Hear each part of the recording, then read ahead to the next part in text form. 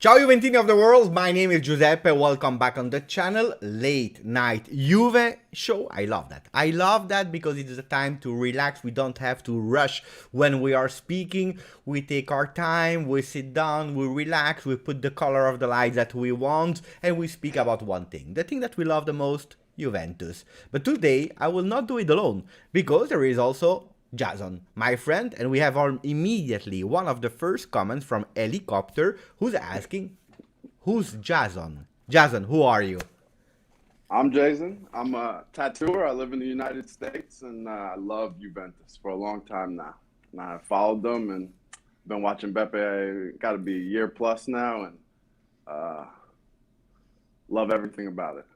Thank you, Jason. I'm super happy. For people who are asking, you know, that I promised, and that's an important thing, that some of the members, I will invite them if they want to. They are absolutely not obliged, but that's also, you know, a way to spend time with people that are really loyal Juve fans. I see the shirt that Jason is wearing. I was with a blue t-shirt just before starting. I said, no, if he goes vintage, I have to go vintage at least. He has a bird, I have a bird. So we have to be, you know, like matching each other. So welcome. I see that you are in a kind of store. What kind of store is it? What is your job?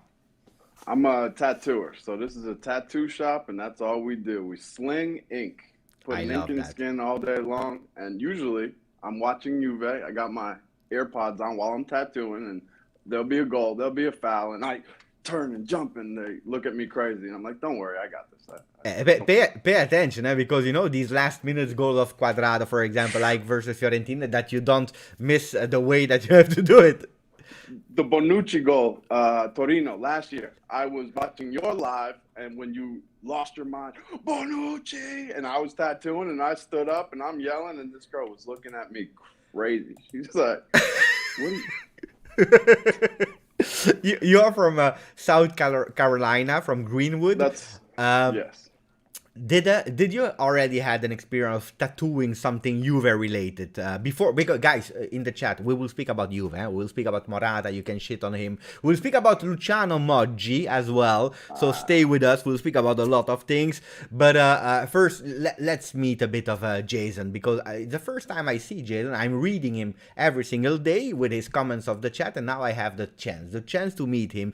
So Juve related tattoos. Did you ever do it? Oh, yes. So on myself, well, I did. Let's see. Ooh. There's the J right there on my thumb. I've done that one. I have the, let's see if we can do this.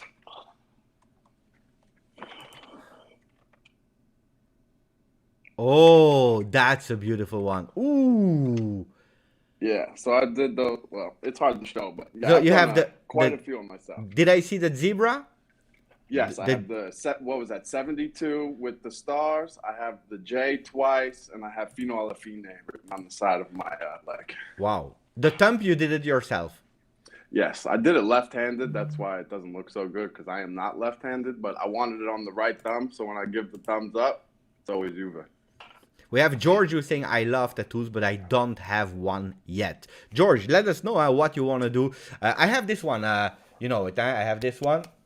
I made it one day, crazy day, in Madrid, and I have also that one. That's a bit more private. You know, I have the G squared. Yeah. Maybe I can explain. I never explained it. So the G is from Geraldine is my wife. Giuseppe, it's myself. Means Felice, the name of my son, and she did the same. So that was my first one, and then I have here home of Juve. He hates tattoo. Is there a word you want to say to the tattoo haters? Hey, I bet you he does not have a tattoo either. So you're allowed to not have tattoos. There's nothing wrong with that. But I like tattoos, and I have a couple, 2 or 3. Jason, the season of Juve. We are 5th. It's already better than a few weeks ago. We are 5th, but still at -7 from Atalanta. We won versus Genoa 2-0. We won versus Salernitana 2-0. We lost in Champions League 4-0 versus Chelsea. Tomorrow we are playing versus Malmö. It's a strange question because it's a kind of obvious answer I'm expecting, but are you satisfied with Juve's performance until the 7th of December 2021? So, short answer, no, of course not. If we're not on top, I'm not satisfied. But to describe this season, we create the chances and we do not finish them. And that's not the Juve, in my opinion, the Juve way. We create chances and finish them clinically, like assassins. That's what I'm missing in this Juve. Do you think, and then I will answer T-Bone because I'm super sad also for him because he's saying I'm super sad because he had to cancel his flight and tickets for the Napoli game in January. So the 6th of January because of COVID restrictions. But at least I get my late night with Beppe. Great tattoo, Jason. T-Bone from South Africa. I heard it. I was following a bit the news. I know that the restrictions in South Africa are a bit more difficult at the moment. It's a disaster. It's a disaster. I perfectly know how T-Bone is feeling because I had my tickets for Juve Inter and I was dreaming to go and to whistle with all the energy I had Antonio Conte. And then due to COVID, I had to cancel everything. I lost money with a flight. They didn't reimburse the hotel. I received money back from Juve for the tickets, but I know how you feel. We will try to have you to give you again a bigger smile on your face, T-Bone, even if it will not be the same. So you were telling me that you are not happy, and on the other hand, we are missing that clinical striker, that killer instinct. But do you think that with the players that we have, do you think that we can do it? That we can, or do you think that we always will need 27 attempts to score 2 goals? See, I don't. It's two separate questions. The first question is, can we do it with these players? Absolutely. We have not been doing it with these players. But also at the same time, the other part of the question or answer is we've made terrible mistakes with our signings. Paying players that don't play or paying players huge salaries because they were free. Free is not everything. It shouldn't be. Free is not. Free is cool. I like it, but free, and then you pay 8 million, and then nothing. That's a mistake. But it can work. It worked in some occasions because why not? If you have a great free transfer, look at Paris Saint-Germain, for example. They took Messi for free, Wijnaldum for free. They took a lot of players for free. Then did they build the perfect squad, the team that is actually working together with them and having a great alchemy? Probably not. I believe in everything you need some balance. Because if you have some free transfers, why not? Look at Paul Pogba. He came for free, became a beast, became a really great one. And then you have the other opposite. You have Aaron Ramsey, who came also for free, and we. Well, we can look at that though. Why was Ramsey free? Because he was hurt all the time. That's why he was free. And now we are surprised that he's hurt all the time. That's why he was free. Why was Rabiot free? Because he has a motivation problem. He has a problem with authority. And now we're surprised that he has a motivation problem and an issue with authority. That's why they were free, though. Yeah. What if Paolo Dybala, because he will extend. There is normally no doubt about it. But what will be the reason for Paolo Dybala if he will not extend? Because if I'm not wrong, in 54 days, it could be a free agent. Yes. And he can sign a contract and go wherever he wants. That would be, my opinion, would be he is a specific kind of player. And when you have a player like Paolo in the team, you have to play a certain way. He fits one role, and there's nothing wrong with that. He's great at that one role, but you have to play this way. And Juve have been standing on the line back and forth. Are we going to play this way and keep Paolo? Or are we not going to play this way? We just need a decision. I agree with you. Look, Fruitpack is asking, and it's a great question. I want your opinion, and then I will give my opinion as well to Fruitpack. But he's asking, Ciao Beppe, do you think that these investigations can have a galvanizing effect on the team in a similar way to how Calciopoli brought our 2006 World Cup squad together, us against the world? What's your opinion on that one? So can it? Yes, absolutely it can. It's the way the club talks about it internally amongst themselves and how they look at it. And yes, of course, it can be galvanizing. But unfortunately, we're Juve, and we're constantly under investigation. And just because we did nothing wrong doesn't mean they won't find something. I agree. I agree with you. I agree with you. Go take the phone if you need to. Huh? Then you just put yourself on mute and I continue. Huh? All good. Oh, yeah. We have people, they want to take an apartment to have a tattoo. They are watching the live and they said, now we want a Juve tattoo. It makes sense, Jason. Yeah. Juve tattoos, that's my bread and butter. Unfortunately, around here, they want Barca tattoos. And oh. No. You don't do them? Or you have to? You have to. No, I will not. Oh, no? I will do Juve. No. I had a lady the other day, she wanted the Liverpool Griffin. No, I don't do that. I love Jason. Oh my God. You know that I'm not, now I'm thinking about it. I never thought about it. Imagine I'm a tattoo artist. I'm in a shop and then someone asks me for an Inter logo. Mamma mia. Oh, no. I will not do that. No, see, now, I'll tell you this. If it was Inter, I would say yes, and then I would tear it up. I would mess it all up, right? Juve instead of Inter. Oh, no. Oh, I'm sorry. I know it's too late. It's too late. Listen, you came to me. I was wearing this shirt. You should have known what you were getting into. That's your fault, not mine. Oh my God! Oh my man! To answer the question of fruit, a fruit pack, what I believe is that I don't know. First of all, because it's a total different context that we have to take into consideration. 2006, it was towards the end of the season, where it started, like a few weeks before the season. Juventus had a really strong team, a perfect machine with Fabio Capello. Not the same when we were playing in Champions League, but in Serie A we were machines. What a team! Vieira, Emerson, Trezeguet, Del Piero, Nedved. It was a top team that won the Scudetto at the end, and it had a galvanizing effect from the hardcore team in Italy with Lippi at head, who was and is a Juve fan. You had Del Piero, you had Camoranesi, you had all these players, the hardcore. So I think it's a total different situation now, because if we are comparing also both teams, it's absolutely not the same. We just can't. We are, I believe, great individualities, but at the moment we didn't find the alchemy to play together. Probably, according to me, there are some mistakes in assembling the total team, and I repeat it numerous times. And today we had the press conference of Massimiliano Allegri, and actually confirmed what I was thinking, because we were speaking about that 4-2-3-1 that is asked by everyone, and that is also working versus Salernitana, Genoa. My biggest question was, will we be able to play with that 4-2-3-1 when we have the full team at disposal, or when we will play versus teams that are pressing us? Because if you look at the 2 games of Bentancur, that was quite good.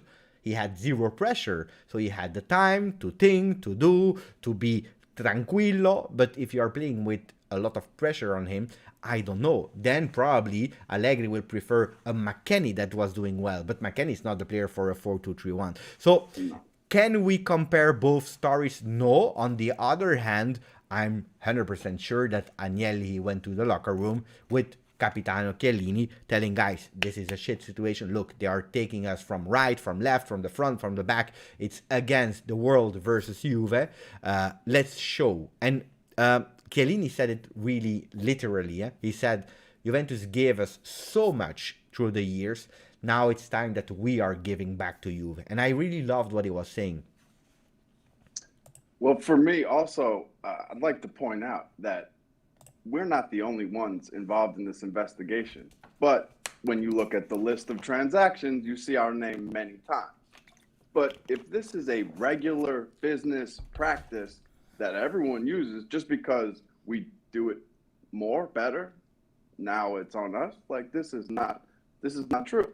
Everyone goes down or nobody, because it does not matter once, twice, 10 times. What is the difference? Well, in that story of plusvalenza and so on. What I'm not happy with, but it's something that I'm watching the papers every single day, and I always insist in how media are brainwashing people into their tales. They story the way that they choose to put an image in the front or in the side, what letters they are using, what font. It's a lot of manipulation. If you see now, there are investigations. Absolutely, Juventus communicated openly that there were some investigations, but an investigation, until you have some proof that you were guilty, it's still an investigation. That means that you are not guilty until there are some proofs. You go to process. But if you see Italian media, you see television in Italy, you see the fans that are influenced by everything what they said. There was a Dutch journalist. He was translating, reporting the news, and he was writing that while they were investigating for the document administration for plusvalenza, the profit transactions, they found out also some papers related to Ronaldo. But it's a journalist. He's a journalist. And so I wrote him, because he was a Dutch one. I understood the language. I wrote him. I said, look, there is a mistake. You said they were there for the profit, and that's correct. But then they were also looking for a secret paper. It's not that they found one. That's totally different. Right. And at the moment, they didn't find any. So, and he said, oh yeah, I'm sorry, I will rectify. But I saw that news, and that's really dangerous, because he's a journalist, because other people, they don't have the passion we have. They are not looking in every single news. And that creates a bad name, a bad image, and the branding of a club is really bad. Rumors of, I was on a Tottenham channel one day. Oh yeah, but Juventus is always under investigation. Juventus has always problem. Juventus is always guilty. No, it's not true. So that makes it for me really, really annoying. I love the comment by Tariq, by the way. Yeah? And they like to have the trial in the newspaper. On the other hand, I also have to admit that if you put Juventus on the front page, you are selling. People will buy. Yeah, people will buy the paper. If you say there's secret Ronaldo papers, people click. Yeah, I understand, but this is not how it works. You say I'm guilty, and therefore I'm guilty. No. But Thomas is saying also something different. That is totally correct. Also in the cultural way of living in Italy, that in Italy, like in a lot of other places, you are guilty until proven innocent, and that's a different way of thinking. Now that profit transactions were done, absolutely, but I don't know why doing profit is a problem. I don't know. Then, if you are giving me a mathematical algorithm that is telling me how much is a play worth, then I will follow it. But at the moment, I don't know if it exists. I think it doesn't exist. Well, the player is worth what you're willing to pay for him. If you're willing to pay $100 million for Aaron Ramsey tomorrow, guess what? He's worth $100 million. I agree with you. Look, it's the same as I come to your shop and I ask you a tattoo, and you are telling me it's €200. Okay, fine, I pay it because I want to. If I say no, I don't want to, I go somewhere else. Right. And maybe they will tell me 300, maybe they will tell me 150. But at the end, I decide whatever I want to pay for it. But it has been said also, I don't know if you heard about it, Jason, the president, I believe from Empoli, I hope I'm not wrong, but I think it's Empoli, nearly sure. He said, what does that mean, the price of a player? If Bologna is coming to me for a player, I will sell him at the price. If Juventus is coming 2 weeks later for the exact same player, I will sell him more because it's Juventus, because it's a bigger club, because they have more money, because I don't want to reinforce them even more. Maybe he didn't say that, but maybe because I don't like them. And we saw it in all the history as well. How many times Juventus go for a player in Italy? They go for Scamacca, that was absolutely unknown. They ask you 40 million. You go for any player, it's at least 40 million, while they are going to another country, and we are speaking about Rodrigo de Paul, for example, and they sell him for 30. You see? See, but unfortunately, for at least 2 seasons prior to DePaul moving to Atletico, he went on vacation every year with who? Paulo Dybala. We could have this player in our team, but somehow we don't do it. It's the same as Rocco Camiso. When he sets Vlahovic's price at 100 million, he's only talking to us. Oh yeah, of course. He's telling us. I Because agree. if Atleti comes for him, 50 million. There is Jan who's saying not good that Milan is out of Europe. So for the people that are interested, I will repeat the scores of Champions League today. Inter lost 2-0 versus Real Madrid, but they were already qualified. So that's good. Barella, red card, by the way. And then you have Paris Saint-Germain who won versus Bruges 4-1. Leipzig versus City 2-1. Liverpool won at home of Milan. They won 2-1 because Milan is now also out of Champions League because Porto lost versus Atletico Madrid in a crazy game 3-1. So that means that Milan is out of every single European Cup. And I agree with Jan on that one. I prefer to see them third because if they are third, they are going. What's your opinion on a European other Italian team, Jason? Are you supporting them or not?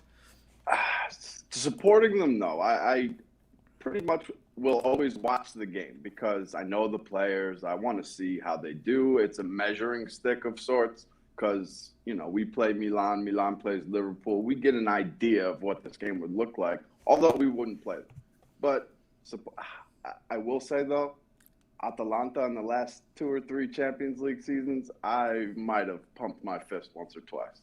Well, I understand that. Look, I have nothing against Atalanta. I'm happy if they go through. It's a beautiful fairy tale, and they are actually working really well. I love the way how a club can be productive and earn success by working smartly and really hard. And that's what they are doing. They are consistent. I was not thinking that they would continue this year as well to have the performance. I have put them in my prediction out of top 4. So no, great for them. Now supporting is a big word, and it depends also versus who they play and where they are at. Because I don't want Atalanta to win the Champions League before Juventus. That's another story. I would be Yes. I would be really sad if that happens. Yes, I like to see them, specifically Atalanta, not Napoli, not Inter, not really Milan either, but Atalanta is the one team where I can watch the game and get behind them especially if they're playing like a PSG. Ooh, I would love to watch Atalanta smoke PSG. That would make me feel good. By the way, what's your top 4 in Serie A at the end of the season if you are looking at it now, today? As of today, I would say my top 4 would be, unfortunately, Inter, Milan, Napoli, Atalanta. You think that we will go out of top 4? Being put on the spot, yes. Unfortunately, yes. But it doesn't take away from me waiting for us to get back into the mix, waiting for us to break through the wall, right? Of course. But no, it doesn't mean supporting or not or giving up. It's a realistic, objective thought. Thomas is thinking that Napoli will crash, and Milan are crashing out of Europe in Inter style last season to focus on Serie A. I don't know if Milan wanted really to go out of Europe. I don't know about that. Napoli probably yes, because they don't care about the other cup. Milan, I don't know. I think that now Milan, with the fact that they are out of every competition, they will have a favor of it, like Inter, for example. But I don't believe that they did it on purpose, because today they were playing, they were trying. They definitely played for the win, but I also do understand, like, not wanting to go into Europa League and win, and then we celebrate this, but people look at you down the side of their nose like it's Europa League, though. So you do take yourself out of that situation by not being there. Now, by no means, I watched that game. They were trying to win. Tarek is saying, don't support any Italian team, but I don't agree with the hate against those who do. No, I think it's always a matter of respect each other opinion. Do whatever you want in life. Respect my choice of not supporting them. Respect the choice of someone who is doing it. Now, I don't like neither the too much support, but everyone is saying whatever they want.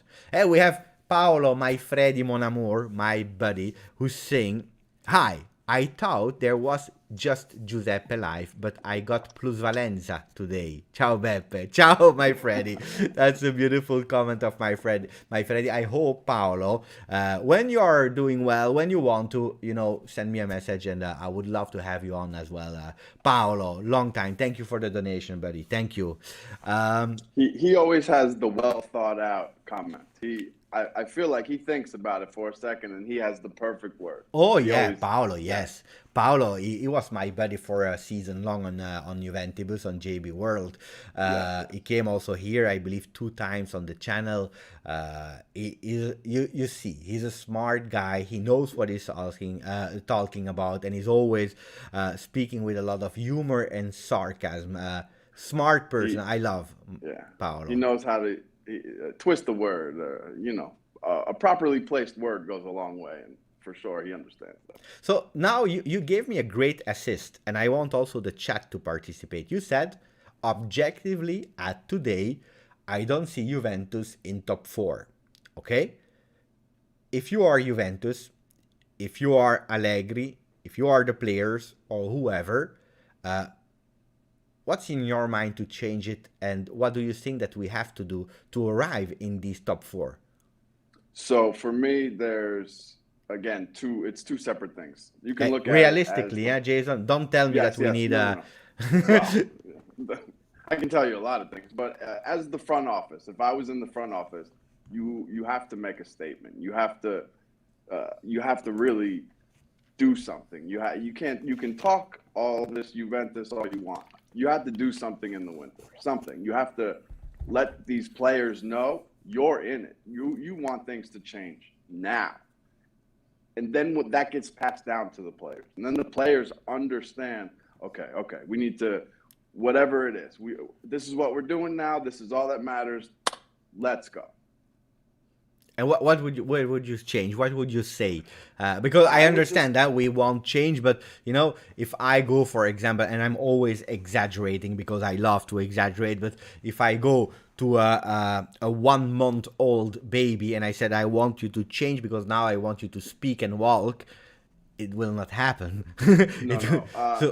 By changing the winter, I mean they have to splash. They don't need to bring in $100 million player by no means, but they do need to send a message. 2 or 3 players in the winter sends a message. They don't have to be all 80+ million players. That's not necessary. But you bring in a couple $15, $20 million players, you do the scouting now and bring in these players. Let's see, like, for instance, Zuber, the Swiss player. He plays in the Bundesliga. He's a left wing back. He's fantastic. He's not going to cost a lot of money. That sends a message. Look, we know we've been talking about this for years. Here we go. We're bringing in these players. Unknown? Yeah, sure. But like you said, Atalanta, look at them. Who was Gosens 2 years ago, 3 years ago? It's true. Nobody. Go do that. The scouting now is what's going to pay off. We can't go with short things. Short things cost a ton of money. But so sending a message is what I who do you try, because that's always a difficulty, try to sell on the if you take the Bundesliga boy as a left back, who do you try to sell? Alexandro or Pellegrini? Well, we have to make the decision. Like I said, we have to is Paulo stay? Yes. Okay, then we have to play 4-2-3-1 basically, or 3-5-2, but according to Max, we're not playing with 3 at the back. But box us in. But to me, it almost has to be Alexandro because of the age, because of the inconsistency. Now, that's not to say Pellegrini looks amazing, because he doesn't. But he's younger. He's basically already paid for. He didn't cost us anything. He cost us Spinazzola, but didn't cost anything. I have to admit that it's quite known. I have never been a big fan of Pellegrini myself. Yeah. I know that the rumors are saying that is someone with not always a perfect character. He's quite nervous, and we see it on the pitch. Huh? I love that grinta.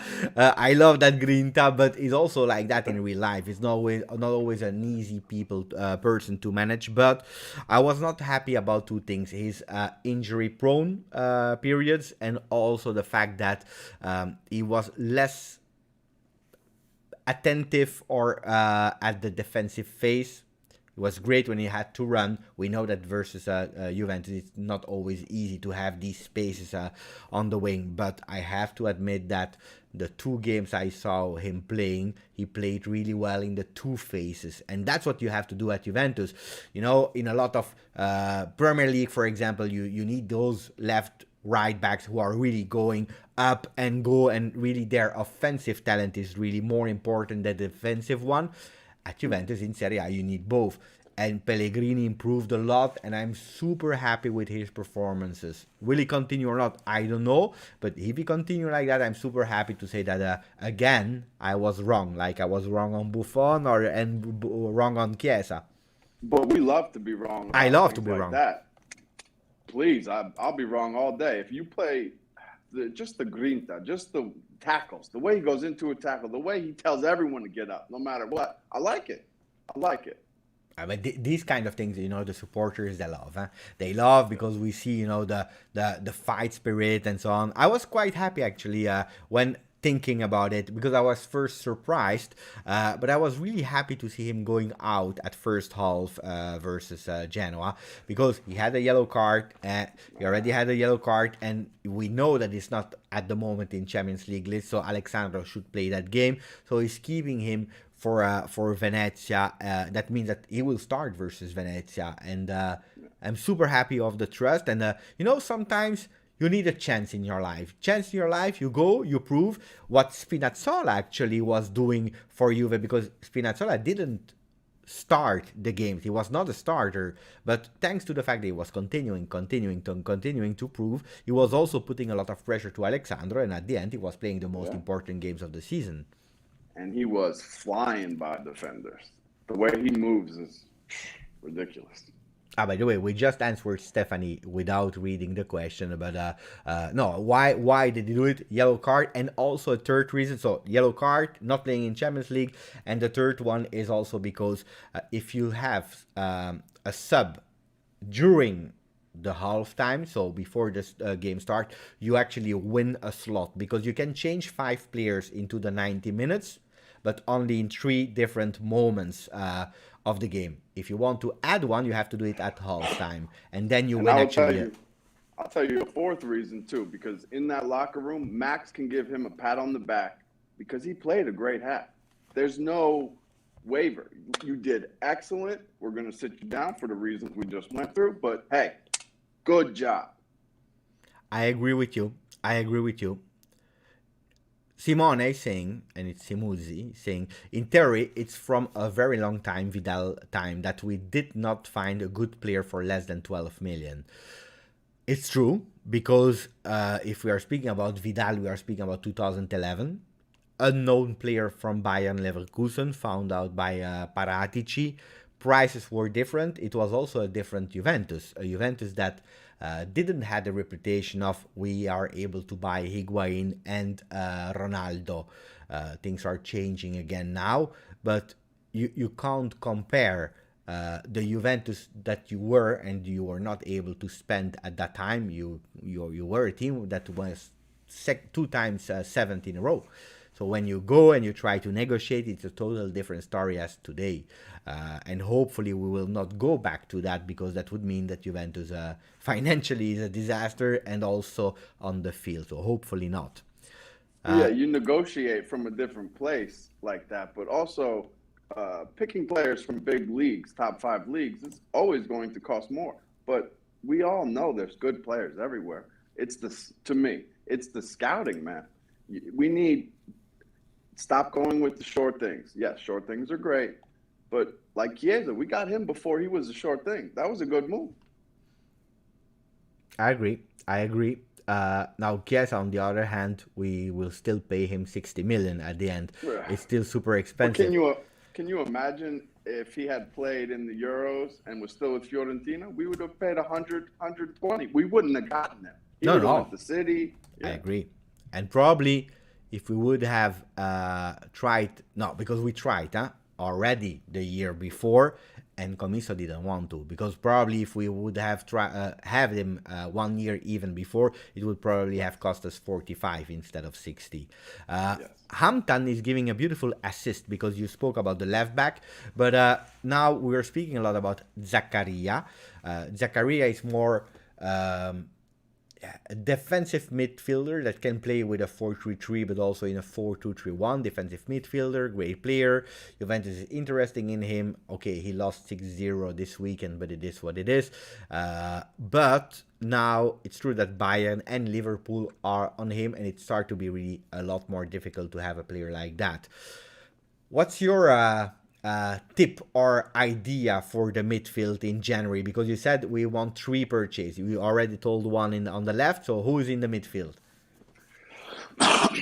Well, exactly like you said, Zakaria now is very close to out of our price range. So I guess I haven't really gotten down to a specific name, but I can give you just this past summer, Sabitzer moved for 20 million euros. That's what we needed. Yeah, he's a little older, but Bayern didn't buy him because he's terrible. They bought him because he's real good. There's players that moved this year that we weren't even in the conversation for. But do you think that I think that this year was a real particular season where absolutely we had so many problems financially that at the end we went for Locatelli for free now because we are loaning him. A player that never played at the moment that cost us 2 million is Ciao Juventini, and then who was the third? Moisken, last days of Mercato after Cristiano Ronaldo decided to leave. So it was a real difficult Mercato. This season was drama. Yeah, absolutely.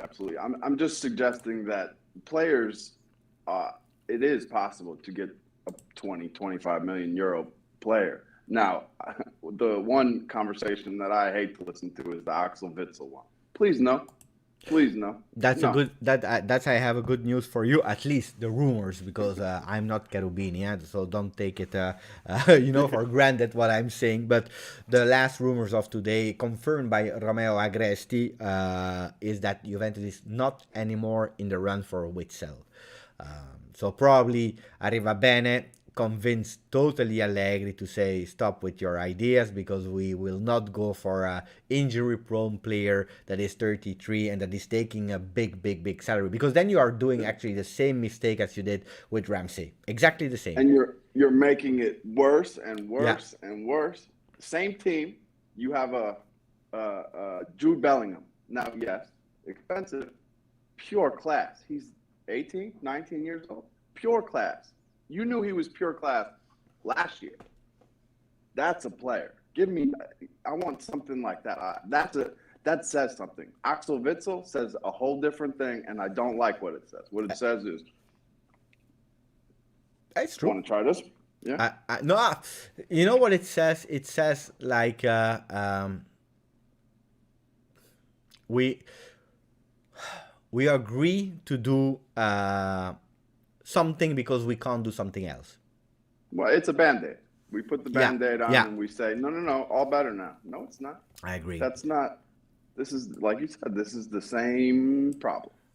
I want to answer FIFA prediction, because he's saying Vlahovic is a must for our 4-2-3-1 system. I will let you speak about Vlahovic. I want to speak about that 4-2-3-1. We just spoke about it briefly a few minutes ago. 4-2-3-1, when I saw the face of Allegri today, I can guarantee you that we will continue to see it in some games, but it will not be the definite, or how can you say it, the permanent formation. It will not be. Yes. Then in January, if we buy certain players, it can become, but I don't believe that at the moment with the team we have the team that will continue to play with a 4-2-3-1. Because again, we played with that style because a lot of players were missing in the midfield, like McKennie, for example, and you had to adapt in a way of playing. Rabiot was not playing because out of form, because he was not performing, and then you go with a two-man midfield and you play with a Kulusevski with having more chances. Already tomorrow it's impossible to play with a 4-2-3-1. You miss Chiesa, you miss Kulusevski. Let's see if Cuadrado will play or not, because I believe that it may be time for him to rest a bit. Tomorrow we'll see a lot of rotation, according to me. But when I saw the face of Allegri with the player we have now, I don't believe we will go with that one. That's what I believe. Huh? Yeah. What about Vlahovic? Because when I told you Vlahovic, I saw your face. You were like, Listen, love the player. Love the player. I also have to admit that it's going to cost a ton of money to get him for us. And there is English teams that are just itching to spend 200 million, just trying to blow cash. And that just makes it harder for us because Comiso does not want to sell him to us. I think he would rather give him to Empoli than let us pay 100 million for him. He's great, absolutely class. He's not a $100 million Euro player. He just isn't. He's 70, 75, maybe even 80 million. But Comiso, look, he knows. He knows that if the owner of Fiorentina, he's a Juve fan, huh? You know that, huh? He's a Juve fan, huh? He knows that if he wants the love of the Fiorentina supporters, he has to say no. Like he said no for Chiesa to Juve the first year. He already gave us Chiesa. He's smart. He's smart. Yeah. He's also from south of Italy. He knows, it will be hard. Or he twists the arm. He understands. You twist the arm because we are Juventus. We are a giant club. He knows that. You twist the arm. He's going to get money. What about Arthur? Do you think he will play next to Locatelli one day for 90 minutes, or at least start the game together? Or the fact that he's absolutely never playing, is it because we want to put him in a, like in the movie Demolition Man with Stallone and Wesley Snipes, where you put them in cryo thing and, don't break save because, him. Right. Yeah. Well, I believe Max sees what I see. Arthur is not the partner for Locatelli. You have two kinds of midfield, in my opinion. You have Gattuso and you have Pirlo. You have to have this finesse. You have to have the ball player and the ball winner. Arthur is not the ball winner. He just isn't. He's not the ball winner. He's someone that can build. But it's quite. I saw him. It's quite dangerous to playing really as a holding midfielder if you are playing 4-3-3. That Allegri tried. Pirlo said really clearly last season he's not that kind of player. I was thinking that maybe Pirlo was saying that out of not being experienced enough to see the player's qualities. But he was right, because we saw it 2 times this season, and Allegri, one time he give you another chance, the second time he's paying attention. So, and he prefers to actually sacrifice Locatelli in the middle. By the way, Locatelli, what's the rating you are giving him? Because he played every single game in Serie A at the moment, and I believe even in Champions League, so he's the only player. What's your rating of Locatelli? So for me, Locatelli is holding more than his own weight. He's taken on the weight of 2 players, and he's held it up. He's held it very well. He's in the games. He's hard-nosed. He gets after it. And for me, he's everything we could have asked for. You know what? One thing, because I was listening to you, but I was reading the comment of a Cristiano Ronaldo fan who's saying it's long time that I don't come to your channel because I'm a Cristiano fan, but I love Juventus too.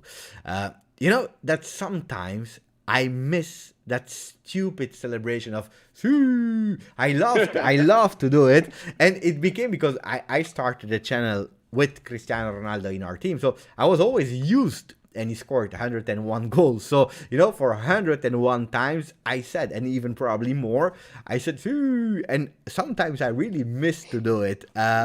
These are Do the you things I really remember? miss of Ronaldo. Do you remember the interview when he was at Madrid? And it's in Spanish. He was being interviewed, and the guy's telling him, "You say su," and he says, "No, no, No. si, su, no, no, I saw that. si." But I hear you, su, no, si. He's trying to explain it to him, and the guy's just giving him a hard time. And I love that interview. That was funny because he's looking at him like he's crazy. Like, Yeah. it's my celebration. I'm telling you, it's me saying yes, see, and you're telling me I'm not. I'm saying them. No, I am not. Ah, that was funny. So, these kind of things are missing. What are you missing the most of Cristiano? So if I tell you the truth, I know, before he I came know to a bit of Juve, your opinion. I'm reading you since more than a year, but I'm asking you. so the day before he signed and the day after he signed, I feel the same way about him. I don't like the way he plays. To me, he. I just don't like it. I could say things, but it wouldn't be nice. I just don't like the way he plays. To me, the acting and the facial expressions, I just don't like it. But the day he signed to the day he left, best player in the world. That's That's just the how spirit. that's how I am. Yeah. I am like that as well in general for the players. I love a player, but really, from the day they sign until the day they leave. Then some arrives on my shelf and they will remain there forever. Yes. Marchisio, Del Piero, Chiellini is still there, but probably when he leaves, he will be there as well. Some players they have like okay, they entered the Hall of Fame of my heart. But in the team, I support them. 100%. And I There's wish no I'm wrong with my opinions when I'm thinking that they are playing bad or whatever. That's really my spirit. I'm happy that you are like that. look, he was signed to do a job and he did the job. We didn't. The rest of the team didn't always do the job, but he did the job. He scored the goals. But in Serie A, you have never seen a team with the Capocannoniere and the Scudetto. Yeah. Never. It's true. Not once. Never. It happened Doesn't happen. years No, ago. It yes, happened, but but this is if you are not. taking, I believe, the last 15 years, 20 years, it never happened anymore. It's true. What do you think of Cavani on loan in January? I would, if it were up to me, my argument would be we are doing the same thing, expecting a different result. This is On loan insanity. 6 months, even on loan 6 months, no. You want to build. For me, no. It says the wrong thing. To me, it says the wrong thing. Like it's another Band-Aid. No, it's okay. We have why? But He'll okay. score the goals. It'll be great. 6 months, and then what? Same problem. So who do you give the chance? Because if Vlahovic is going nowhere in January, okay, Morata we don't know if we will extend him or not. If we are looking a bit of the rumors, it looks like we will probably not extend him. So you can't build today the future with Morata because he will probably not be there next year. We have problem with being clinical in front of the goal. You don't want an old glory like Cavani. By the way, I don't want him because he said that he will never come because he loves Napoli, but that's side stories. But I don't believe that. I think that if Juve goes, he will come. But who do you go for in January? Yeah? Well, so because it's January, the choices get shaved down to very few. But the first that comes to mind, and it doesn't make sense, but the first one that comes to mind right now, you have a Weghorst. Big boy, clinical, speed, and he's not going to cost a ton of money. Yes, he's older. He's what, 27, 8? But he's at Wolfsburg. They will sell him. Who? Which player? Weghorst. Yeah. Oh, we were talking about him, I believe 2 years ago, 2 years ago with Luca Monblano about that player. I don't Big, know. speed, clinical, not a lot of money. You're Now, looking is at, he the you're greatest? watching a lot of Bundesliga. I like to scout for my team, even though they don't listen to me. I'm out there. I was on Nkunku a year and a half ago, but nobody wanted to hear it. Now you can't get him because he's going to be a 60, 70 million euro player. But I like to, even though my opinions go nowhere, I'm out there scouting for Juve all the time. I love that. I love that. I Yeah. knew that you knew a lot about Juve. I didn't know that you had such a vast. That these are guys. Become a tattoo artist because then you can put the television on and you can put every single game you want while you're Oh, tattooing. yeah. You can watch. Yeah. And we have some fans of Scamacca, and then we have also Ninib, who is coming back with Icardi. Icardi, I will tell you my opinion. I wanted him when we took Higuain. At the time, Oh, yeah. if you made a poll, who do you take, Higuain or Icardi? I wanted to go really all in for Icardi, even if I was happy with Higuain. I was super happy with that. I came from 36 goals with Napoli, top striker. And See, I was the opposite. you wanted I Higuain. did not like. I know. I did never thought Higuain was a good idea. I did never thought he would fit at Juve. I was not in favor of this move. I thought 36 was fantastic. That was the peak, and I was technically correct. He slowly went down from there. He loved to score in a 3-0. He could not score in a 1-1. You are harsh with the first season of Yes, Higuain. yes, You are yes. harsh. But It's true that this is he went in a big decline. Huh? He went in yeah. a big decline with Juve. Also, the fact that we forced him to go to Milan, that was the end of Higuain as a football player. Mentally, he was destroyed. But now I have to say, if I see Icardi, I would. I But think that he we're doesn't want also to at anymore. getting to the same place. We're getting to the same part where it won't pay off anymore. We've waited so long on Icardi. 3 years ago, yeah. Now I don't know when we're going to get to the part where there's no more up, only down, but we're for sure much closer. I'm I, sure he has seasons in him, but I'm off that idea. Anthony is asking they don't care about my opinion anymore. They want your opinion. The tattoo artist is called Jason, Anthony. So tell me about Scamacca. So, Scamacca, I would be in favor of bringing him to you. Oh, no. Hold on. We I'm still here. hear you, huh? Come on, open. I hit the button. Okay, there we go. Scamacca, yes, I would be in favor of Scamacca. The issue is he is not Juventus's number one striker. He is not our top number 9. Now, again, a year and a half ago, it would have been good to bring him in, but now we wouldn't get him for less than 40 million. So, no, I would be against that. I would be for 20, 25 million for Scamacca. Anything more than that puts undue pressure on him. I don't. He's good. Yeah, he's very good, very class. Sassuolo is a good place for him to be, especially playing with a Raspadori that's quick, fast, clinical, moves the ball. That's a good place for him. And I like the player. I don't see he's not in my first 11 if he's on Juve. You know what I mean? Like he's just not there yet. Stephanie is asking, where is the tattoo shop located?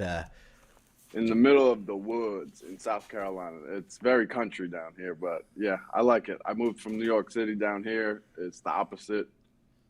So yeah, it's in the woods. It's in a town called Greenwood, South Carolina, but probably, I don't know, 8,000 people in the county. Not very big at all. And then Steve was asking, do you have Juve tattoos? Yes, Jason has Yes. tattoos, but we will not show them every 10 minutes because then people will go crazy. I have the J twice, the old zebra from, I believe it was 72 with the stars, and I have Fino alla fine written on the side of my leg. The switch I'm getting Dybala. I'm getting ready for the Moji tattoo next, though. And we have to speak about Moji and your question, because you had some questions as well, huh? Yes. Because until now I asked you a lot, but your question also interesting me. I'm curious about what you wrote down. Pace 1G, I never know how I have to pronounce it, so I said Pace 1G. Said we should have switched at the time Dybala for Lukaku. I was all in for that. I was totally all in for that. I don't know you. We're talking when he was at United? Yes, before going to Inter. Certainly, I would have been in favor of that move because, again, Dybala makes a team play a certain way. And even though we've kept him in our team, we have not always played to Dybala's strengths. And that just doesn't help anyone. It doesn't help the team, and it doesn't help him. But the idea at the time, and we are speaking of 2 seasons ago, was perfect, huh? Was to have Ronaldo on the left in a 4-3-3. Ronaldo on the left, then on the right side you would have had Chiesa, because that's the first time that we really approach Fiorentina for Chiesa, and in the middle Lukaku. Mamma mia, that's a big trio. That's a big trio. Then, with all the respect, absolutely for Dybala, because I love the guy, I love the player. Look at his last 2 games when we are playing that 4-2-3-1 with him having all the freedom of the world. He's doing you a fantastic thing, because he was the link. He was the link between midfield and the strikers. He's taking that. He's taking his chances. He's taking a lot. He's doing great. From the moment we are not playing that style, you will see, we might have again some problems. Thank you, Alan Hussein, and thank you for the donation, buddy. He's saying Caputo for loan in January.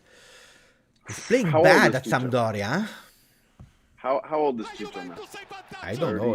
Let me check. I will check immediately. I think he's 34 or 5. He had a late rise, 34. August. Yeah, see. He will become 35 in August. It's an old player.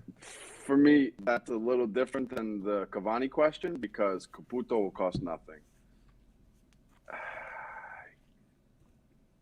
I would rather have Caputo than Cavani, but I would rather have neither. I think neither. I think there are better choices than trying to bring in a Caputo. It's bring back Quagliarella. Why? I'm not a big fan of Caputo. He did a nice season last year, but this year also with Sampdoria he has some difficulties. In a team like Sampdoria, they are preferring him a Quagliarella that is actually 61. So, you see. By the way, guys, if you want to follow Jason, in the description, I put it also his Instagram link. I hope I could. It's okay for you, Jason? Yes, absolutely. Here it is. Jason There's Cavari. My name right there. Jason Cavari. Cavari. And it's also in the description of the video. You see his link immediately to Instagram, so go for it. Thank you, my Brazilian friend, Prof. Lucas Villar, saying Juve should look to North-South American players. Thank you, Prof. Lucas. Yes, maybe, but we know that we have the problem with non-European players. Yep. I think it's an across-the-board thing. We should be looking in smaller leagues, mind you. I wouldn't suggest anything. Well, of course, sometimes you buy big players from big leagues, but finding a Caio Jorge is a good move. That's good. There's been no pressure. Max has done an outstanding job keeping weight off of his back. And at some point, he's going to get his true opportunity. And he's either going to break out or he's not. But Max has done a wonderful job with Kyle. You think he deserved more time, or at the moment it is what it is? And speaking in general about young players maybe now. I think we're very close to him deserving a little more time, but I appreciate the fact that Max has not said it's a 2-0 game, we're losing, you go fix it, because I don't think it can work, but I don't think that's the way to bring a young player up. I sometimes Max waits too long, of course, but it's not the way to bring a player up. Like, you're the solution, go. It's too much pressure. Guido, grazie Guido. You're saying like we did with Awar, waited too Exactly. long. It's Yep. done now. Awar was that close to go to Juve. That close. Hmm. At the end, Pirlo has chosen for Chiesa. I made a video at the time. Why did we go for Chiesa instead of Awar? And I think that my video made sense. And at the end, and I was not a fan of Chiesa before No, you coming, were and I was against it. defending Yes. the choice of Chiesa at the time. I think that if you had to choose, I think that we did the right choice now. Yes. Did we need a war? Probably yes. But for me, also another thing that goes into that is he's an Italian national player. And Juve used to be the home of the Italian national players. And somewhere along the line, we got distracted from that. And I think that's a mistake. But bringing in Chiesa over Awad, that's the right move for me, for multiple reasons. One of them being we brought another Italian national player to the. Then we brought Locatelli in. This is what I like to see. Bring the Italian national players home. Yeah, because Michael is also right. And when he's saying, however, our team is already South American, Well, it's yeah. not wrong. Huh? Juve should do whatever Atalanta is doing when it comes to transfer market. They are getting a lot of praise for it. They're doing fantastic, but everyone wants to be able to do what Atalanta does. They just are scouting better than anyone else. They are scouting better, and don't forget they have one big advantage. It's that they have a trainer there that is there since a lot of years, and they are buying for the trainer. And he plays one system of football. No matter what is going on, Gasparini plays one way. And that's we're missing that at Juve. There's from week to week, But we're look, guessing. we did a lot Yeah. of mistakes. Huh? Look at Yeah. players like Arthur. Arthur was and Kulusevski. I will tell you even both of them. They were both bought for Sarri, and they play for Pirlo. This year, we had Locatelli was for Pirlo, but luckily he's for everyone. Locatelli, but you know also in the past, Ramsey in the time was bought for Allegri and Rabiot as well. Both of the players were for Allegri, and they play with Sarri. You know, a lot of time we don't buy really what we need, but more like opportunities, because we pay the mistakes that we were doing. Absolutely. We have a donation from Katana. Thank you, Katana. Thank you for the donation. Yes, Sabozalai. Yes, I agree 100%. He's fantastic. Patrick Schick, we already attempted at the time, and Juventus was actually anticipating everyone. He did the medical test, and he failed the medical test because they saw something on his heart. I said at the time, I remember I was not on YouTube at the time, but I said, I hope for the player that Juventus did a mistake, because I want to see him playing, and it would be really sad for a players to discover something like that, but better be cautious. He lost himself a bit after that at Roma and so on, but now he's doing fantastically well. And Soboslai is a really great player, but I believe that he's really expensive as well. And I don't think he wants to move from Leipzig, honestly. Today they won, by the way. Huh? Yeah, they look. Did you see the red card? That I was did no, as I clear didn't as see. day. He tried to make it look like a foul. He clearly kicked him. Like he just wound. He was behind him. There was no way he was getting to the ball, and you could see him. He zoomed in on the ankle and just wow. Crazy. Tell me your questions, Jason, because So otherwise okay. we will never stop. We will never stop. Yeah, this is true. So Wait. Can I interrupt 1 second, because you have a really great, fantastic shirt, huh? So, I want the chat as well, before we are going into your questions, I want the chat as well to try to guess which player is on the back of your shirt. So guys, give me some names. The first one that finds it well will receive a shout out. I will wait a bit. It's a 2005-2006 shirt. So, Okay, we start. People, they understand the concept. So we have. Tell me stop when someone guess it, okay? So Sandro is saying Zlatan. Vali, No. Bodenman, Marchisio. Ninip, Nedved, No. Trezeguet, No. Emerson, Ibrahimovic, Zlatan, Nope. Del Piero, Nope. Camoranesi. Oh, my man. Oh, I don't have a Camoranesi shirt. Wait. Who said it first? I have to stop it here. The first one to guess it was Masmoudi Fayez. He found it. Look, see right here? I love Oh, Camoranesi. I even got the hair to go with the jersey. that's a really beautiful shirt. I love that shirt. I missed that. I don't have that. I have all of the 2005 and 6. I have home, third, goalkeeper. I don't have that one, so I was already looking like I love it. And now that you are showing me Camoranesi, mamma mia, I should go. I can't say he's my favorite player, Juve or any, but man, I just loved the way he played. He was balls to the wall at all times, always in it.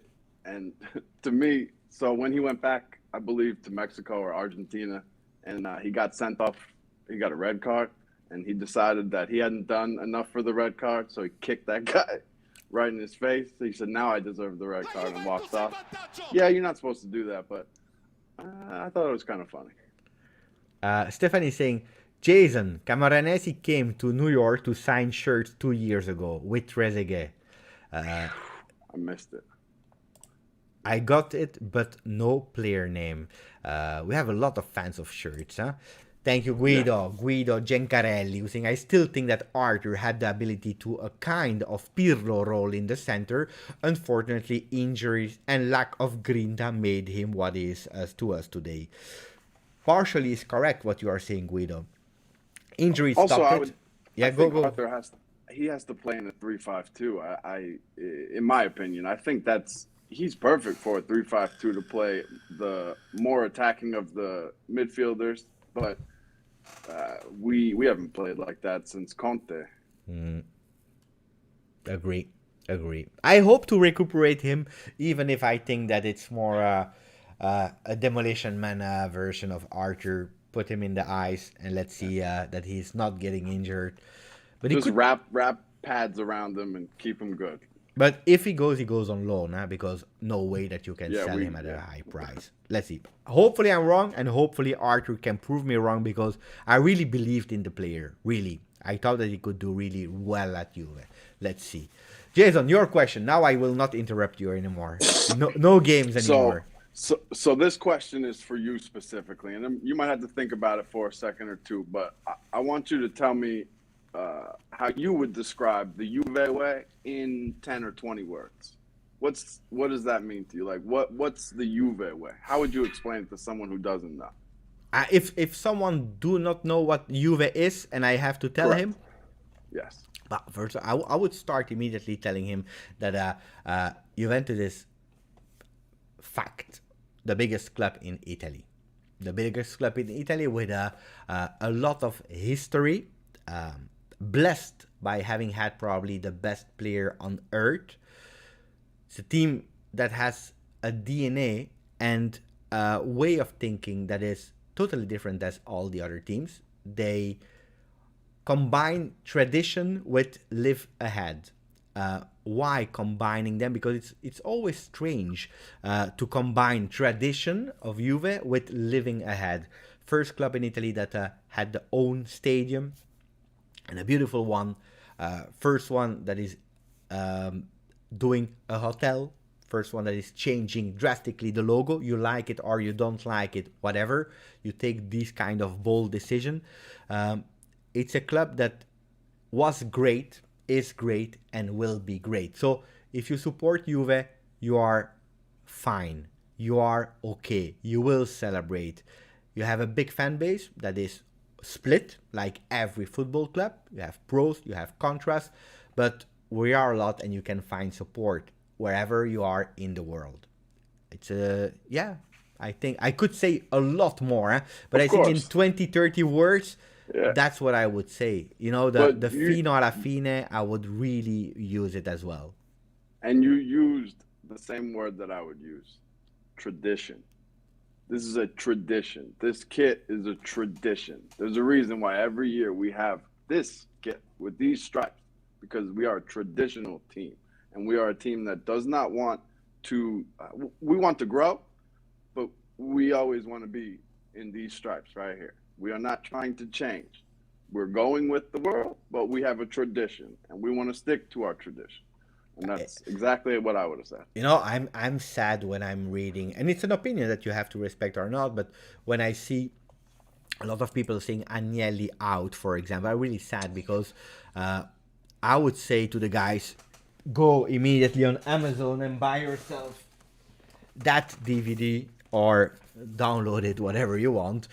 But you know, it's the story of the Bianconeri, the story of Agnelli, not only Andrea, but his father, his uncle, the family, his grandfather, and so on. The importance of having an ownership who cares. Yes. That's really Agnelli important. Out is not, to me, that's a sin. We can say Agnelli did this wrong, that wrong. He should do this better. He should change this. Agnelli is Juve, the name. We are connected like this. So there's no way to separate that. So Agnelli out is not, that's not a thing. To me, this is not how Juve does it. We have people that are Chelsea fans. Ciao Jackie, who's there. So that was your first question. Second? So my second would be, of all the coaches, past, present, future, who is it? Who's the one? My favorite one. For you. Yes. That's easy. In my generation, it can only be one with 5 letters. Lippi, Marcello. Lippi. There is no other coach. If you are a Juventini from our generation, yes, there is no other. Now, there's a second part to the question, though. Ah. So, someone who never coached at Juve, who would be? Who fits our team, our tradition? That's also an easy one. That's also an easy one. It's next. I don't know if you have a good vision, but it's next to the Fino alla fine. You can read it if you put your head like that. It's Alex Ferguson. Really? Interesting. That's very fitting Juve, huh? Fitting Juve, yeah. Tradition, also because he always praised Juve a lot. Speaking great about Juve, he loved Del Piero. He's a man of tradition, loyalty, a fighter. He changed also Manchester United. I would go absolutely for Alex Ferguson. I like that answer. And if you want to take me to the Zidane trip, like a lot of people are saying, yeah, that was it was a leading question, but you beat me to it and you gave me a better answer. Now Zidane, I would be curious to see Zidane at Juve, yes, but it's a curiosity. Today I can't tell you if he will succeed or not at Juve. One that I really would love to see back one day, it's Didier Deschamps. He started the job in Serie B. He was young. He left because he was not agreeing with the property we had at the time. But I would love to see Deschamps back. Deschamps, yes, absolutely. I agree with you on that one as well. Where do you think we got away from bringing Italian national players to Juve? Like where did we start losing that? When did we get away from that? We start losing it in 2014-15 for the first time ever, because for the first time ever we had a bigger percentage of foreign players than Italian. Never happened before. I can be wrong with 1 year. Can be 1 year before, one later, but that should be out of mind of 14-15. And why is that? Because Juventus wanted to grow it's also a moment. It's a moment where Italy was really bad. In the World Cup, they didn't qualify, then later, and so on and so on. So we were in a period where the Italian talents were lacking a lot. Now we start having the new generation that is coming back, but at that particular time, we already had the best Italian players at Juventus, and the rest was not that good. And probably having foreign players we have to build. On that, we saw better talents and we were also able to buy them. And probably we forgot about the importance, but at that particular moment, there were no. Today, we have. Yeah. I mean, today they are there. We are speaking about the talents in Roma, in Italy, for example, Tonali, for example, and so on. Yeah. Yeah, I think that's correct. And we got away from it, but it was disappointing. Now, we didn't really have a better choice, of course, but to me, that's part of this tradition. Part of this tradition is, half of the starting 11 are from Juve. I like to see us get back to that at least. It's true. It's true. It's true. So you were telling me earlier about a Nedved story. I'd like to hear it. You want to hear about the story of Nedved? That's a beautiful one. We are 132 people. I want to make a video. By the way, guys, this morning I put a video on, and not a lot of people saw it. I'm pissed off because it was a lot of work in terms of research, in terms of editing, in terms of storytelling, and so on and so on. So go after the live and you watch that video. It's a 9-minute video. And let me tell you, it's a fantastic video. It's different than what we normally see on this channel, but it's half Juve, half true crime. And Beppe is a wonderful storyteller, and it's very interesting. Watch it all the way through, please. I'd never heard this story, but it's pretty crazy. It's gripping stuff. That's a lot of lies. It was a great one. I will not spoil it for the people that didn't see it, but the story about Nedved and Moggi is really fantastic. And probably when I will tell you, you will remind you. And I will also do a kind of video like that. And then the message of Guido will pop up, and I will answer Guido after that story. So what happened is Juventus in vantaggio. I love that. Thank you, Guido. I will answer your question a bit later. So what happened is that Nedved was a Lazio player. Don't forget, Lazio, 2 years before, they won the Scudetto in 2000. The year after, they finished third. So Lazio was a top team. It was not a team like, today, or that are good but not contenders for Scudetto. No, they were a really great team. They won the Supercoppa that year. And Nedved I believe they spent more money than anyone. Yeah. Cragnotti was going all in with the money. It was crazy. So they had a really great team with great players. Look it up. It's crazy.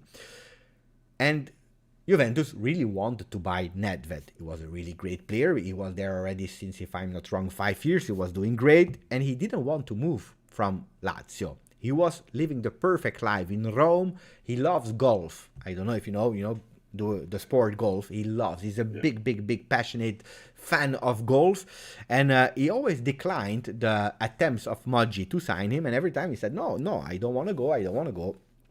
And Moggi, he knew that Nedved was a big fan of golf. So at a certain moment, he said to him, "You know what? Come to Torino. We will play golf. I will show you that we have great golf fields. Come and you see. And then if you don't want to, you go back and it's over. At least we had a meeting and you see it." Of course, at the time, doing the transaction was not like today. At the time, you go and you were dealing with the clubs. So if the club said yes, you go, But of course, you needed also the approval of a player. You didn't need the approval, but it was better to have the approval. So what did Nedved? He said, "Okay, you know what? It's still Moggi. It's still Juventus. Out of respect, I will go there." What happened? He said, everything has to be secret because I will not sign for Juve. What happened? He took the plane.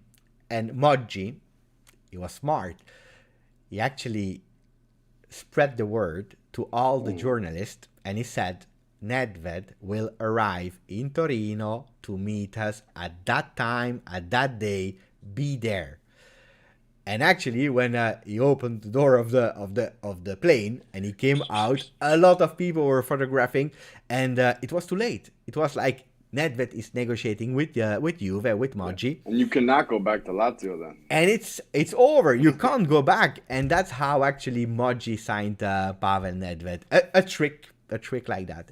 I don't know if you remember that story. Moggi. He finds a way. Like, if there's a way, Moji will find it. A short one now, a short one. You know that at a certain moment he went to Bordeaux. He went to Bordeaux in France, and he saw that there was Milan also there, observing some players. He was there for Zidane. But what he did, actually, he was praising Dugarry. He was praising Dugarry a lot with his Juve collaborator, because he knew that the Milan agents, they were listening to him. So what did Milan do? They changed their objective. They went for Dugarry, and we had the way to Zidane. Crazy story. Yeah. That's Moji with his little Swiss cell phone. Yeah. That's my guy. I love Moji. Wait, before you continue on Moji, I want to answer Guido, and then I want also your opinion. Thank you, Guido. I didn't like Pirlo as a coach, but since I have seen the Amazon story, I think differently. I would have given him one more year. Your opinion? You start, Jason. Ooh, that's difficult. So I agree with you. We got to see a whole different perspective on Pirlo. I agree with you. It changed my mind about Pirlo as well. The issue becomes, do we give him another year? Unfortunately, we shouldn't have given him the first year. We had the right idea first to bring him in, let him coach the younger guys, but then you threw him into the wolves. You cannot. Look, he was either going to sink or swim, and he sank. And at that point, you don't have a choice. Agnelli doesn't have a choice, because if he gives Pirlo another year, everyone says Agnelli out, Nedved out. You cannot. He sank. Unfortunately, we sank. I believe that Pirlo will be a great coach. I always said it. I believed in him as a great coach before him signing. You know, the day that he was announced, I was all in. I can't lie, because everything is taped and recorded, so it's there. I said it since day one that I believed in him, and I was supporting him. I think that Pirlo was super unlucky, and I always defended him in the season, because no preseason, no time to test his way, and it's the first time that he's coaching. He never had the chance to test. One, injuries, COVID, no supporters in the stadium, and we know that having no supporters in the Allianz Stadium is totally a big disadvantage for a team like Juve. Look at the Juve Atletico game, how much supporters were important. So a lot of things made that he was not actually at ease to do his best. Having a player like Cristiano Ronaldo limits your freedom also to do whatever you want. So I always said, if we sell Cristiano Ronaldo, and if we are not in top 4, I would continue with Pirlo, because then you don't have the same pressure. You can give him the project to build back, because if you are in Europa League, you have to speak about we are building back. But at the end of the year, if I was Agnelli, probably I would have stopped as well. Because we didn't know what Ronaldo would do. We are still in Champions League. The expectations were still high because of what we achieved. And then you hear about the you hear about the general opinion of people that are really fast in judging and saying out. Look, Allegri now is out. You know, the season is in the middle of the season. Kulusevski out, then it's in, then it's Rabiot out, then it's in. You know, we have to have a balance, and I think that you have to take the pros and contras, supporting them. You can also be objective in judging. Of course, you can say, in that particular moment he was doing bad, I'm expecting more. He's maybe not at the level of the team. You can say whatever you want, respectfully, supporting, and at the end of the year you take a decision.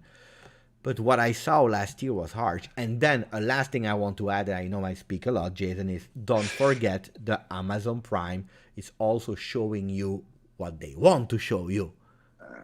And that's something that some people also forget. Well, also you have to, yes, it's cut, it's edited. What we don't know, who got the last say Agnelli have the last say, or did Amazon have the last say? Now, Amazon wants to sell it. We know that, so they're going to do the best they can. But if Agnelli has the power Amazon to, has. I can guarantee okay, you. so Yeah. then yeah, they're of course going to sell it. And if Agnelli has no say, they get to make it as dramatic as they want.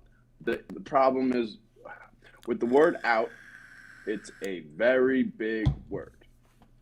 It's only 3 letters, but it's a huge word. Once out, this is a final statement. Yeah, yeah. You can't in, out, in, out. No, no, no, no, no. Out is I out. agree. I agree. And that, today it's we are too fast in using the word out, and it's viral, huh? Immediately. It's Yeah, viral. yeah. So, It could be halftime, Pellegrini out. oh But yeah. then he has a good second half. Oh, why doesn't he play every game? This is out is a big word. It's a very big word. Thank you, Alan, who's asking, what do you think about our scouts in Juve? They might doing good job with under 19 years, but there are a lot of players in category between 19 and 22. What's your opinion on that? So yes, they do very well, I would say, with young players in the academy, those type players, and I would I wouldn't say they've done anything other than great work down there. The issue is finding the player just on the cusp.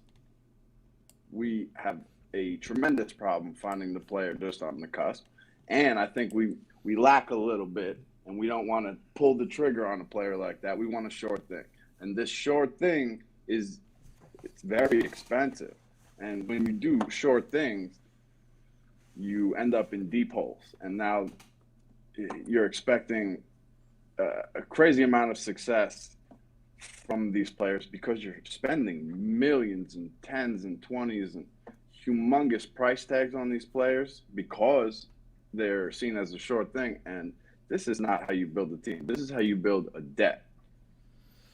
You need to find that 10, 12, 15 million pound euro player on the cusp. It's true. It's true. We already spoke about it. I have to admit that the scouts of Juve were really good when we were speaking about young guys now, because it's a project we started with under 23, and that's why I also really believe in Cherubini being a great scout. If I see the generation that is coming today, we're speaking about Miretti, Fagioli soon, Mattias Sule, we see already a total different level as 5 years ago. It takes time, you know.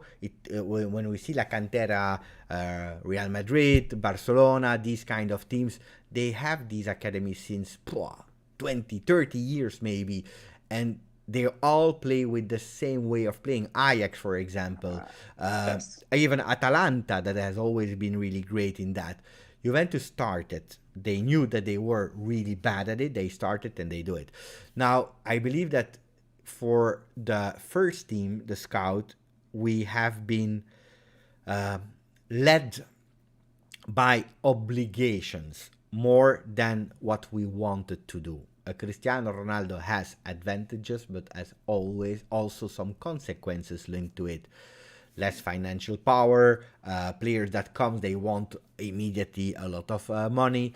We changed the structure without Marotta. We gave everything in hands of Paratici. That was an amazing scout because if you take the list of the top 10, top 15 players he found and brought to Juve, it's incredible, speaking about the Barzagli, Vidal and more.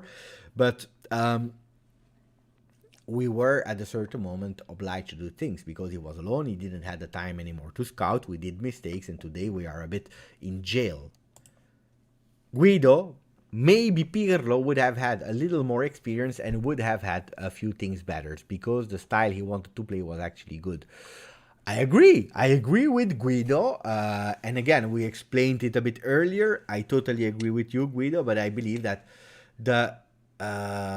the mass opinion was so big, the pressure was so big, and I believe that Pirlo also did some mistakes in some games, in some big games, that it was a decision that was taken. Unfortunately, because I would have loved to see him more again without Ronaldo and with probably a team that was not competing at Champions League, because otherwise we don't know what would have happened this year.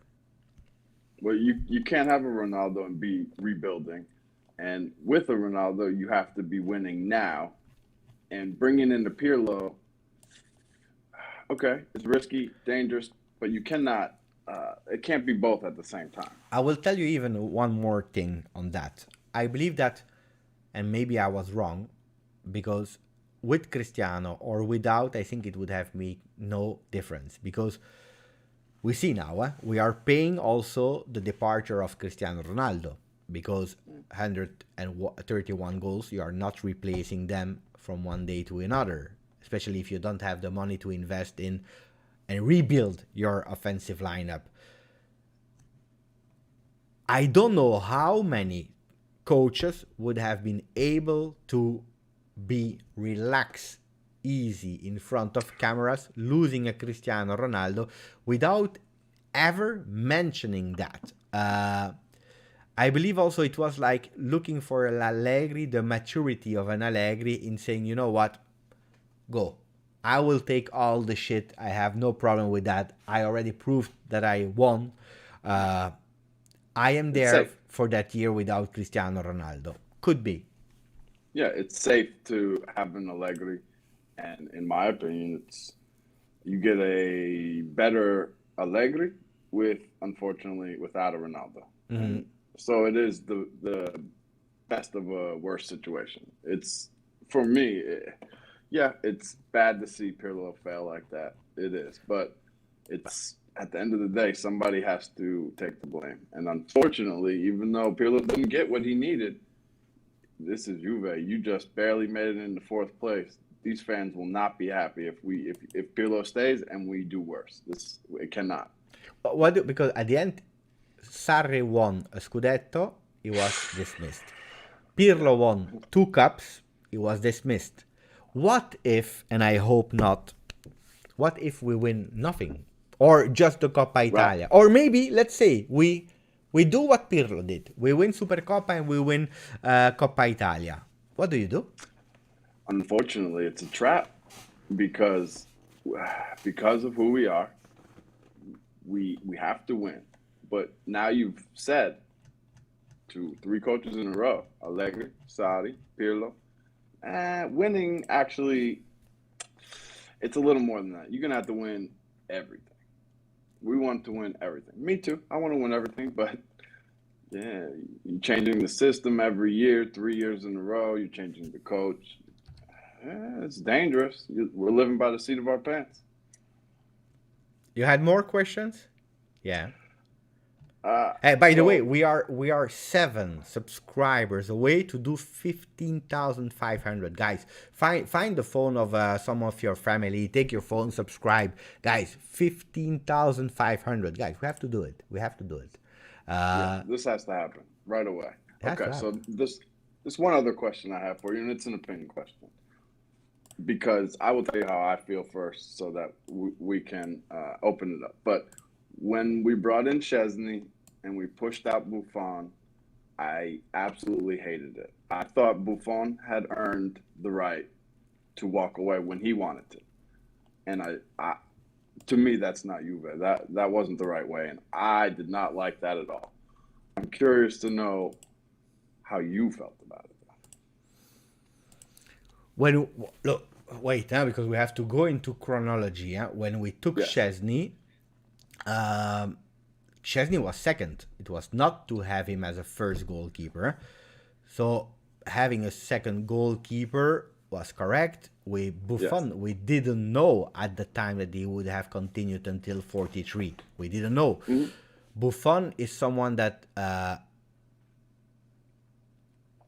thought to stop. And he had these conversations with Agnelli. They were really clear.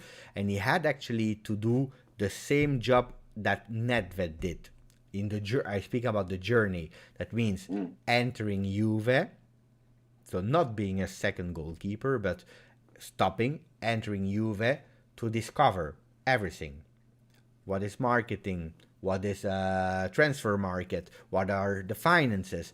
To learn a bit of everything, to actually, after a journey maybe of 2 years, 3 years, to have an official role at Juve. It would have been immediately at Juve. And that was actually the way to go, the promises between Agnelli and Buffon. The problem is that Buffon changed his mind Mm. because he felt that he was still a great goalkeeper. But when they made this kind of future plan, and when he agreed to do that journey, that's where you take a Szczesny. Szczesny is not there to be eternally your second. So it's clear for everyone. If Buffon changed his mind at the last minute and he said, no, I don't want to, I'm not ready, I still want to play, but I don't want to be a second goalkeeper, you already had some promises with a Szczesny. So, and then he decided to go to Paris Saint-Germain. So I love Buffon. Huh? I totally love Buffon, but I believe that... but then Agnelli told him, look, or you stay as a player, but then you are a second goalkeeper, or you go immediately in what we discussed and you become actually someone from the management because you stop. He didn't want to, right choice, and then he left. So, how can I say? I believe, yeah, if you make these agreements, you have to respect them. Then, in terms of Buffon, I would have loved Buffon to continue being our number one at Juve. Yeah. To me, I think the difference is, yes, you've made an agreement with both Buffon and Tech separately, but in my personal opinion, Buffon has the right to change his mind and still be correct in just this specific sense. Like, I feel like he deserves to say not yet. And yes, you made the agreement with Tech, but compared to Buffon, this is not, for me, it's not a consideration. Yeah, you told them because it was the truth when you said it to him, so it's not like you're lying, but look, Buffon wants to stay. Buffon stays, in my opinion. I agree. Yeah, exactly. The same as Del Piero. It's the same argument. Del Piero was a different story. Different situation, but I feel the same way that... Del Piero, actually, what happened with Del Piero is that he didn't act correct towards Juventus. He actually took the knife and he put it here to Agnelli, going without mentioning or saying anybody. He went in front of the camera, he took a white paper, and he said, as my first contract with Juve, I will do it again for my last contract. I do my signature and the club will do whatever they want. And Juventus didn't appreciate that. Then I told you, I really appreciate and love Agnelli. That doesn't mean that he's perfect. That doesn't mean that he's always right. He has one of this, he's a stubborn person. He doesn't like this kind of thing. Don't forget, at the time, he was, how old? I believe 34, 35. Agnelli, he was super young when he took Juventus. Second year as a president of a club. And he reacted in a way, and if we are 10 years later and Del Piero is still not at Juve, probably other thing happened that we don't know. So I think it's a total different situation, but it's true that sometimes Agnelli can be really harsh and not looking at the personal feelings or emotional feelings of people. Can be. This is how he got ahead in life, though. Most of the time, or at least some of the time, this works. This is good for business to have, that you can't tell me type of attitude. There's nothing wrong with that. Just no, but a lot of people are saying like, because of the fact that Agnelli is stubborn, that's why Conte went to Inter, and that's why they won. Yeah. Otherwise, probably yes. Probably yes. On the other hand, if you look, because sometimes people, they have a short memory. If you look how he behaved at Juve, Conte, and how he left. Well, Conte is spiteful as well. We know this. If you tell him to wait, he's going to Inter. You should have known that. I could have told you that. You tell Conte to wait, he's not waiting. He's going to the rival immediately. Yes, of course. This is Conte. He doesn't care. No. He cares. But anyway, Conte, his first favorite team is Conte. It's not Juventus. Yes. True. And when people say Lukaku improved, Conte will be the first one to tell you he improved because I improved him. Oh, yeah. He's correct, but that's Conte. This is not strange. This is Conte. By the way, do you think, really fast, and do you think he will succeed at Tottenham? I suggest he won't be there more than this season. I think he's doing it. I think it's a smart move too. If he keeps Tottenham in the top six, he's done it. Perfect. Well done. Now he moves on to the next job. That's what I would suggest he sees. I suggest he sees, this is what I'm going to do. I'm going to keep them here because nobody else can do it. Mourinho can't do it. I'm better than Mourinho. Watch. I'll prove it. To me, that's what happened. And United told him to wait. And when you tell Conte to wait, he goes to the competition. Same thing.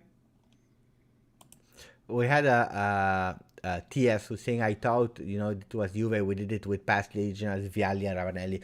It's not true. Vialli really wanted to go. By the way, he even wanted to go before the season of the Champions League final, before his last season, and Lippi said, no, you are going nowhere. I need you. You are my captain. You stay.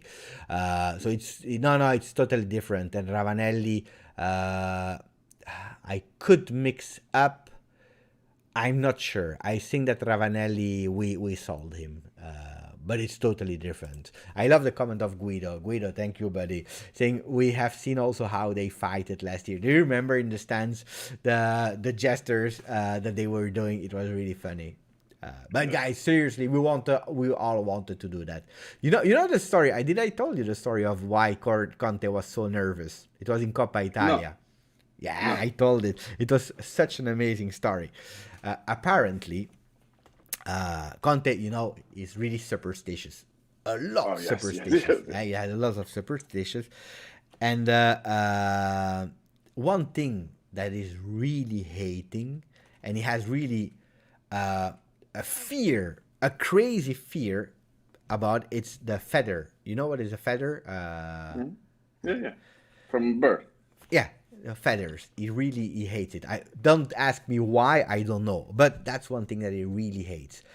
And in that game of Juve Inter, what the Juve staff did apparently was taking a lot of feathers and put it on the bench of Antonio Conte.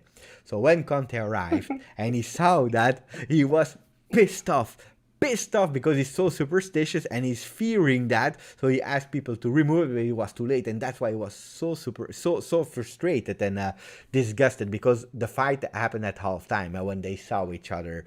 So yeah, the feather thing is actually, it's an old Roman thing. It's from the same superstition as birds in the house means someone's going to die. Feathers, same thing. I know that's where his fear comes from. that superstition of the birds in the house mean someone's going to die. Birds potentially on the bench mean the team's going to lose, or something to that effect. But it's a very old superstition. I might make a video about that as well, because I now I remember that story. By the way, grazie Vincenzo Maddalena, who just became a member, like Jason, for example. Thank you Vincenzo.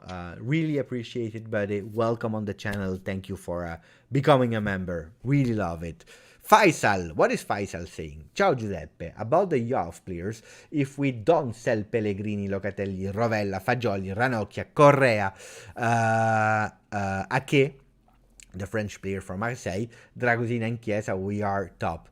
Faisal, we have to balance that, because Felix Correa is not playing any minutes with Parma. Parma is last in second division, guys. That's one.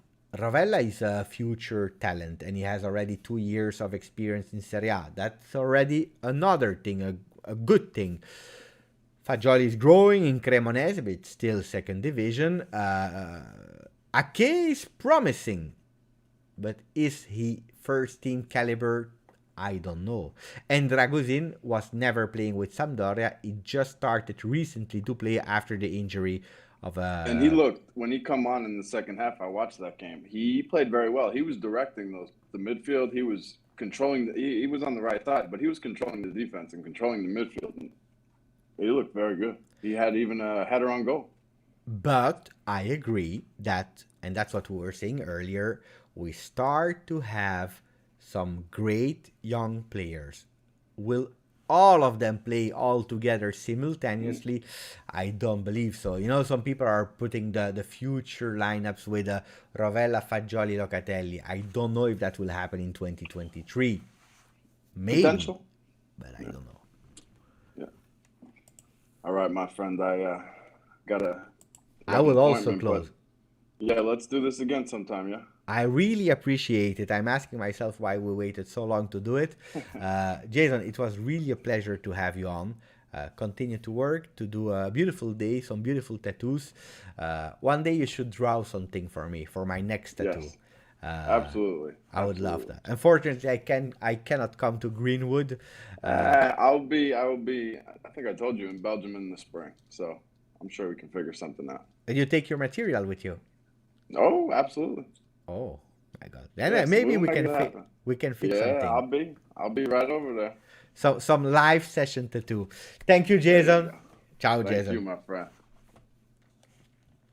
Guys, Jason was amazing. Jason was amazing. I said to him, because it's the first time that we actually meet, I said to Jason, you know what? Let's try and we see if we go 30 minutes or 1 hour from the moment you have to go and back work. Let us know. But Jason was amazing. I really, really appreciated and loved the discussions with him. I see that a lot of people stayed as well on the channel, so thank you. I will also. It's quite early, actually. Yeah, it's quite early.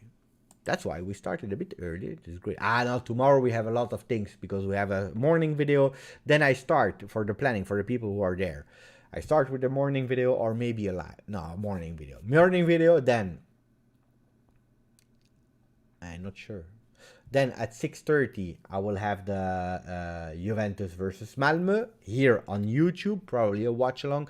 And then I will be on the Juventus channel for the women because Juventus is playing versus Chelsea, the Juventus women, a really important game. And I will do it after the men. I will go on the channel of Juve on Twitch to do it. Buonanotte, Katana.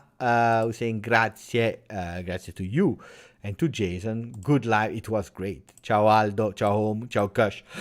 Ciao Raul, ciao to everyone. Ciao Sandro, Simone, Simusi. Ciao. Forza Juve.